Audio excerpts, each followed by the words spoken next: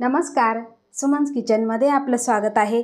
आज आपण सगळ्यांच्या आवडीची 1 किलोच्या प्रमाणामध्ये चकली भाजणी आणि भाजणीची चकली कशी बनवायची ते पाहणार आहोत।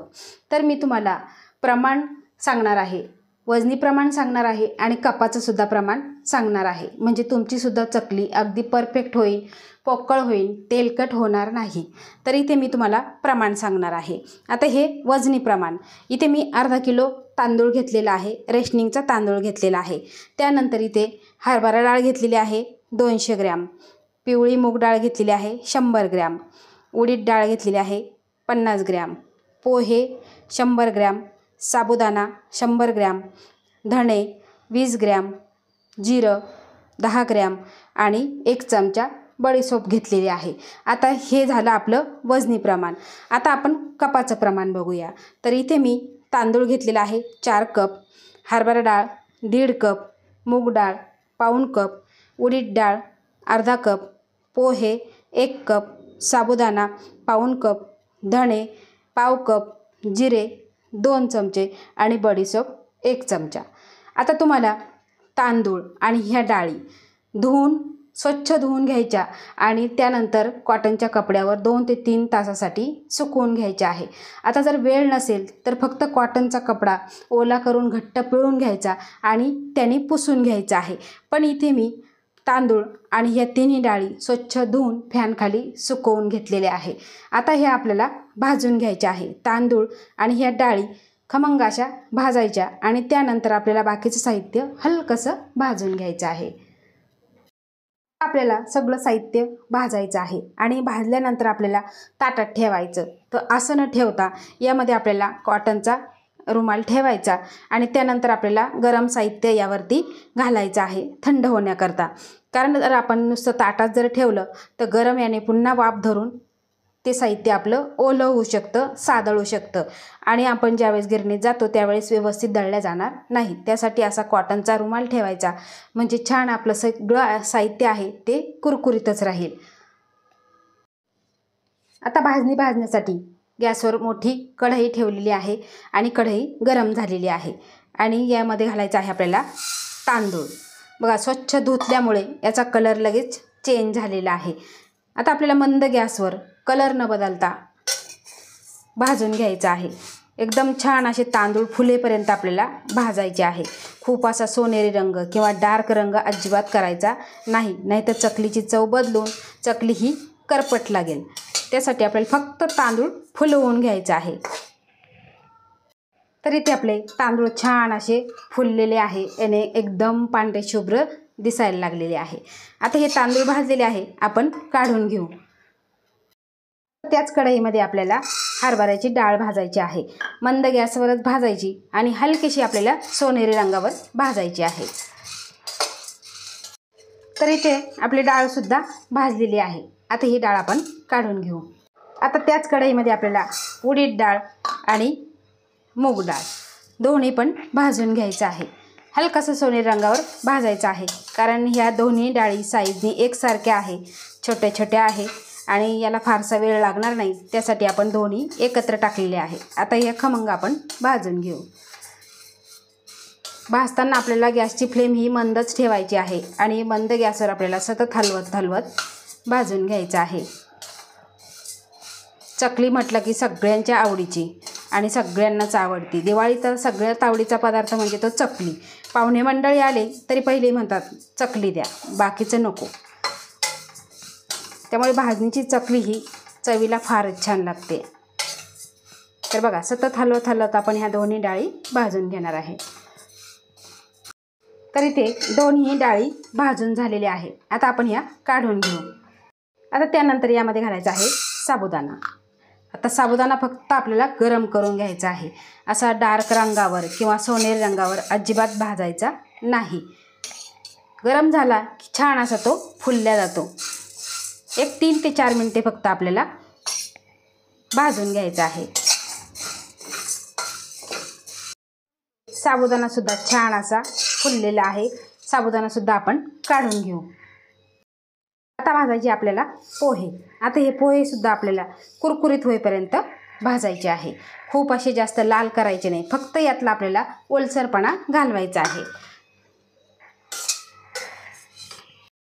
इथे पोहेसुद्धा कुरकुरीत झालेले आहे, भाजलेले आहे, छान असे कुरकुरीत झालेले आहे. तुम्ही इथे बघू शकता, लगेचच चुरा होतो. आता हे आपण काढून घेऊ. आणि आता आपल्याला सगळ्यात शेवटी घालायचं आहे धणे, जिरे आणि बडीशेप. हे आपल्याला खमंग भाजून घ्यायचे आहे, नुसते हलकेसे परतायचे नाही, तर खमंग भाजून घ्यायचे आहे. छान असा वास सुटला पाहिजे, अशा पद्धतीने आपल्याला भाजायचे आहे. तर इथे आपले धणे, जिरे आणि बडीशेप खमंग असं वास सुटेपर्यंत आपण भाजून घेतलेलं आहे. आता हे आपण काढून घेऊ. तर इथे आपली सगळी भाजणी भाजून तयार झालेली आहे. आणि कॉटनच्या कपड्यामुळे बघा खाली घामसुद्धा आलेला नाही आणि ओलसरसुद्धा झालेलं नाही. आता हे आपल्याला फॅनखाली पूर्णपणे थंड करून घ्यायचं आहे आणि नंतरच आपल्याला गिरणीतून दळून आणायचं आहे. इथे आपण भाजणी दळून आणलेली आहे आणि तुम्ही इथे बघू शकता एकदम बारीक अशी दळलेली आहे. आता आपल्याला सगळ्याची चकली बनवायची नाही, फक्त आपण अर्धा किलोची चकली बनवणार आहे. तर इथे मी कप घेतलेला आहे आणि त्या कपानेच आपल्याला भाजणी मोजून घ्यायची आहे. तर इथे आपल्याला बरोबर 4 कप मोजून घ्यायचे आहे. आणि आपल्याला भाजणी भरताना खूप दाबून भरायची नाही, वरचेवर भरायची आहे. बरोबर ह्या पद्धतीने भरायची आहे. तर अशी आपल्याला 4 कप भाजणी घ्यायची आहे. व्यवस्थित मोजून घेतलं ना तर चकलीसुद्धा छान तयार होते. तर बघा, दुसरा कप झाला आणि आता तिसरा कप.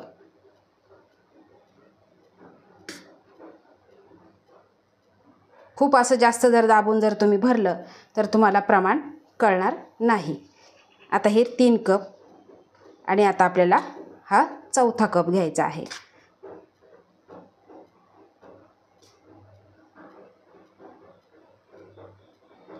तर अशा पद्धतीने आपण 4 कप इथे भाजणी घेतलेली आहे. आता यामध्ये घालायचे आहे आपल्याला काही मसाले. तर इथे बघा, चवीपुरतं मीठ, त्यानंतर अर्धा चमचा ओवा घेतलेला. ओवा थोडासा आपल्याला हातावर चोळून घालायचा आहे.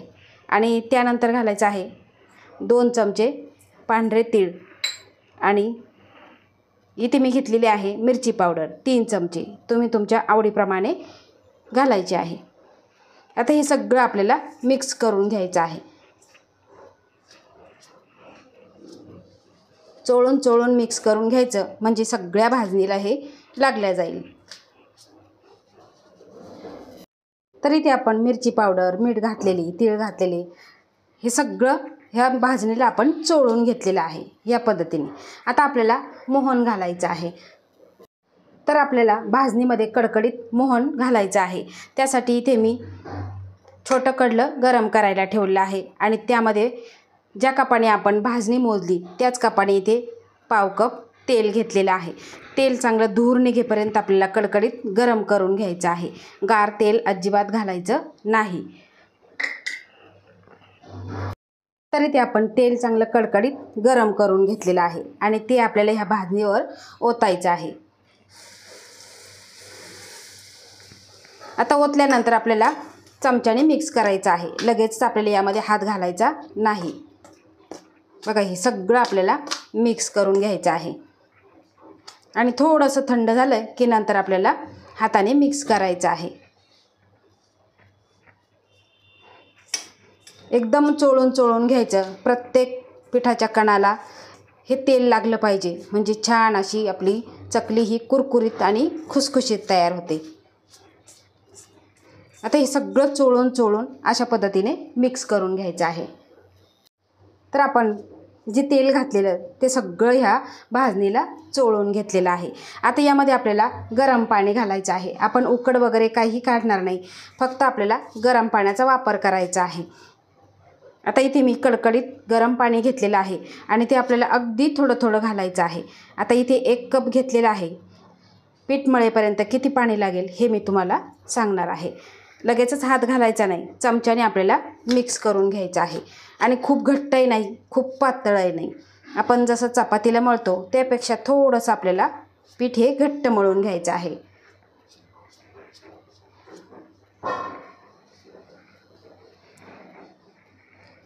आता यामध्ये आपल्याला थोडंसं पाणी घालायचं आहे. तुम्हाला अंदाज येणार नाही त्यासाठी थोडं थोडंच पाणी घालायचं आणि मिक्स करत जायचं आहे. बघा, एवढी भाजणी मळण्यासाठी मला 2.5 कप गरम पाणी लागलेलं आहे. आता हे आपल्याला 10 मिनिटासाठी असंच झाकून ठेवायचं आहे. तर इथे 10 मिनिटे झालेली आहे आणि झाकणाला बघा घाम आलेला आहे आणि वाफ पकडलेली आहे. आता काय करायचं, ही भाजणी आहे ही आपल्याला जेवढी सोऱ्यात भरायची तेवढीच घ्यायची आणि बाकीची झाकून ठेवायची आहे. आणि त्यानंतर आपल्याला कोमट पाण्याचा हात घ्यायचा आणि एकदम मऊ लुसलुशीत अशी आपल्याला करून घ्यायची आहे. थोडी रगडून रगडून मळून घ्यायची आहे. खूप जास्त पाणी घालायचं नाही, अगदी हात ओला करायचा आणि मगच मळून घ्यायचं आहे. बघा, या पद्धतीने आपल्याला मळून घ्यायचं आहे.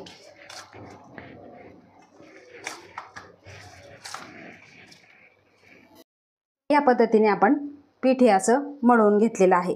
आता इथे घेतलेलं आहे मी सोऱ्या आणि जी चकलीची प्लेट असती ती यामध्ये ठेवलेली आहे.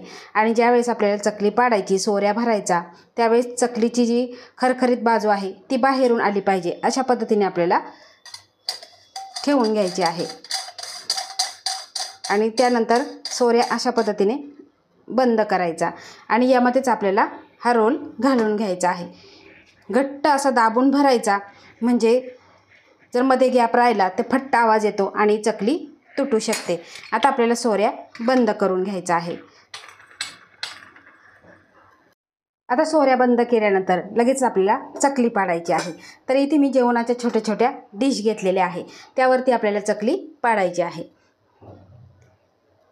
तर बघा, जे पहिलं टोक आहे ते आपल्याला जुळवून घ्यायचं आहे आणि त्यानंतर आपल्याला एकसारखी चकली करून घ्यायची आहे.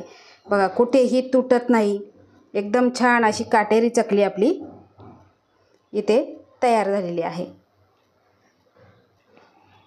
आता तुम्हाला किती वेढ्याची करायची त्यानुसार तुम्ही वेढा घ्यायचा आहे. आणि ज्यावेळेस चकली पाडून झाली की नंतर आपल्याला याचं जे पहिलं टोक आणि शेवटचं टोक आहे ते या पद्धतीने दाबून घ्यायचं आहे. तुम्ही इथे बघू शकता. आता आपण दुसरीसुद्धा चकली पाडून घेऊ.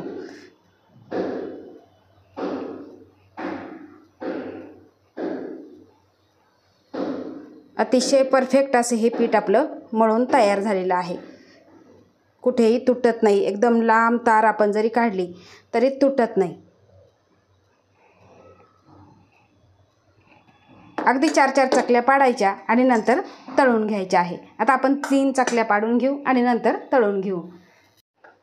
तर इथे आपण 3ही चकल्या पाडून घेतलेल्या आहे. खूप जास्तीच्या पाडून ठेवायच्या नाही, नाही तर काय होतं, चकलीचं ही वरची बाजू ती सुकल्या जाते आणि मग ती तळायला फार वेळ लागतो आणि चकली ही व्यवस्थित होत नाही. त्यासाठी एक जण तळायला राहा, एक जण चकली पाडायला राहा, म्हणजे पटकन होऊन जाईल. जर मदतीला कोणी नसेल तर फक्त 3-3, 4-4 करायच्या आणि मगच तळून घ्यायच्या आहे. आता चकली आपण तळून घेऊ. चकली तळण्यासाठी तेल गरम झालेलं आहे. आता किती गरम झालं ते आपण चेक करायचं आहे. तर बघा, छान असं तेल गरम झालेलं आहे आणि गॅसची फ्लेम आपल्याला मीडियम ठेवायची आहे. मीडियम गॅसवरच आपल्याला सगळी चकली तळून घ्यायची आहे. खूप जर तेल कोमट असेल तर चकली तेल पिते, जास्त वेळ लागतो आणि ती डब्यात भरली तरी खूप तेल सोडते आणि लूज पडते. त्यासाठी आपल्याला तेल व्यवस्थित गरम करून घ्यायचं आणि मीडियम गॅसवरच आपल्याला चकली तळून घ्यायची आहे. आणि चकली तळण्यासाठी आपल्याला पसरट भांडं घ्यायचं, म्हणजे एकसारखी चकली तळल्या जाते आणि वाकडी तिकडी होत नाही. तर बघा, चकली सोडल्यानंतर बुडबुडे येतात आणि ज्यावेळेस चकली खालची बाजू तळून होते त्यावेळेस हलकेसे बुडबुडे कमी होतात, तरच आपल्याला पलटवून घ्यायचे आहे.